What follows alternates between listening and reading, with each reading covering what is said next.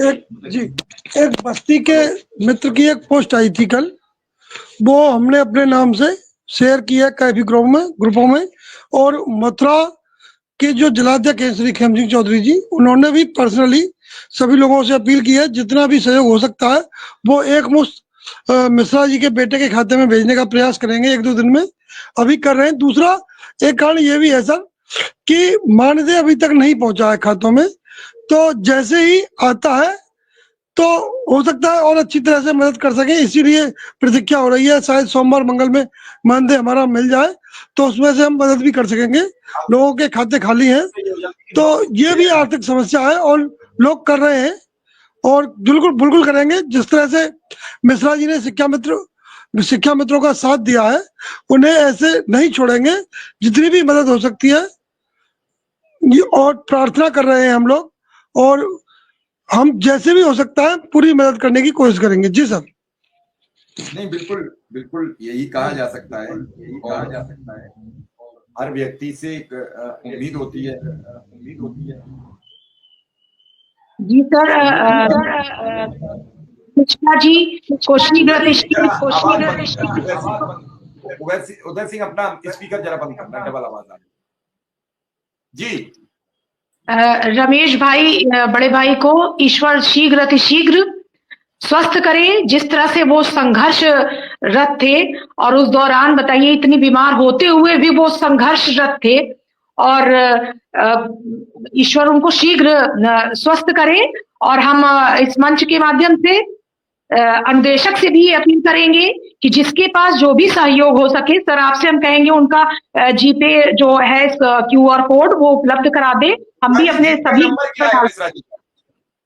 जी, और जिसके पास जो भी सहयोग हो, बूंद बूंद से ही घड़ा भरता है। 100 रुपए 50 रुपए जो भी हो सके, बड़े भाई की सभी लोग मदद करेंगे। हम अनुदेशक तक से भी ये चीज कहेंगे। जी सर। शुक्ला जी, जीपे नंबर कितना है मिश्रा जी का? शुक्ला जी, जीपे नंबर क्या नंबर सर? अरे गूगल पे नंबर उनके बेटे का है सर, उनके छोटा बेटा हर्षित है, उसी का है। नंबर बताओ जरा। नंबर तो हमें सर अभी निकालना पड़ेगा। मुझे मैसेज करना, फिर मैं कुछ लिख के लोगों से बोलता हूँ, कल चला दूंगा पट्टी, ताकि लोग मदद कर पाए। ठीक है सर, कर देंगे। मैं तो हम दे देंगे आपको। हाँ, नंबर दे देंगे। हाँ, आप कुछ और कह रहे थे, तब तक आपकी। मैं ये कह रहा था कि इसमें हमारे सभी जिलाध्यक्षों को, मंडल अध्यक्षों को, पदाधिकारियों को आगे आकर के, और ये 100-150 रुपया जाता है तो ट्रांजेक्शन खत्म हो जाता है और कभी कभी पैसा नहीं जा पाता है। तो मैं चाहूंगा कि सब लोग इकट्ठा करके इतना सहयोग कर दें कि कम से कम उनके बच्चों को केवल इतना परेशानी रहे कि वो अपने पिता के देखभाल की व्यवस्था सुनिश्चित करें और आर्थिक संकट को हम लोग अपने ऊपर ले लें। और यही मैंने निवेदन अपने संगठन के साथियों से किया है। आप जो लोग नहीं ये बात कहना चाह रहे थे, अब स्थिति थी, लोग संभाल रहे थे, लेकिन अब स्थिति परिस्थिति काफी ऊपर हो चुकी है।